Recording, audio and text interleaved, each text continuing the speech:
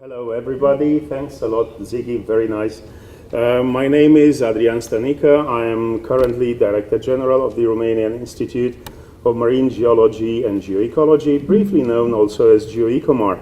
And it's a great pleasure to be here now and to introduce you to what is a clear example of how knowledge and science can drive the development of new business in the Black Sea. Maybe some of you have been around also at the second stakeholder conference in Sofia, the third stakeholder conference last year in Odessa. You may think that I may be, obsessed with the archaeology and cultural heritage. And I'm proud to say that yes, you can say it's an obsession, but it's also a love and a passion for what exists. And this is the common heritage we have in the Black Sea. And we can go back more than 8,000 years to find civilizations that moved around the entire Black Sea. We find from the very prehistoric, like even more than 8,000 years, ruins of civilizations existing around, and history has gone always full of events. So from the Roman period to the Byzantine, so from the ancient Greek, if you want, period, these are the last 3,000 years, which are much better known and already documented. From the ancient Greeks to the Romans, from the Romans to the Byzantines, from the Byzantines, the very rich, intense period of communications of the beginnings of the second millennium, and from there to the Turkish Ottoman period and all the history that went around in the last 100 years to the situation nowadays. All these meant exchanges, all this meant common culture, all this meant trade, science, dreams, whatever you want. We had a huge, pack of things, of common things that can define us as Black Sea people. And I'm very proud to be one of this community. And the problem is that in the last 60, 70 years, we didn't probably invest too much in understanding our cultural heritage. Due to the historical changes, the approaches to understanding what we have in common, to understanding the remnants of the past, have been many times subject to various ideologies, if you want. But it's time to start a new way, and this new way of understanding what we have. And science has played a major role in the last 20 years in bringing on new bricks and having an ideology-free understanding of where we are.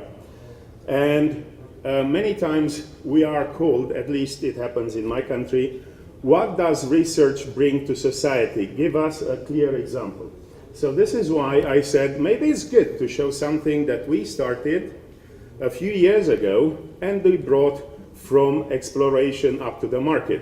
And this is outcomes of a CBC cross-border cooperation Romania-Bulgaria project named HERAS, aiming in understanding what exists on the sea bottom, studying the wrecks, the sunken ships from the ancient period to nowadays, a project that we GeoEcomar led together with our friends in the Institute of Oceanology, Bulgarian Academy of Sciences, in Varna, the museums of Constanța in Romania, and Kavarna in Bulgaria. And it was absolutely fantastic to discover, to go and through geophysical first and direct diving works after that to discover the rich,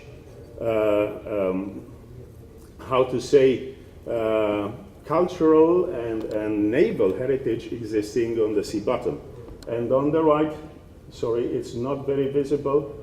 It's a map with the many wrecks remaining that were identified during the past 6 or so years during the period of the project.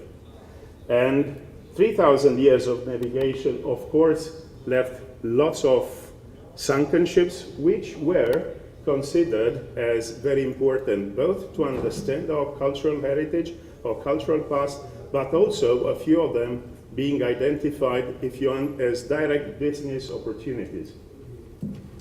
It was not just Romania and Bulgaria. Such studies occurred in other parts of the Black Sea. There were very famous studies done by the British Southampton Center of Oceanology, together with our Turkish colleagues on this part of the Black Sea where we are now. And you could see that submarine archaeology is attractive. It makes media news. It attracts people. So it was time to look at the outcomes. So new tourism opportunities rose.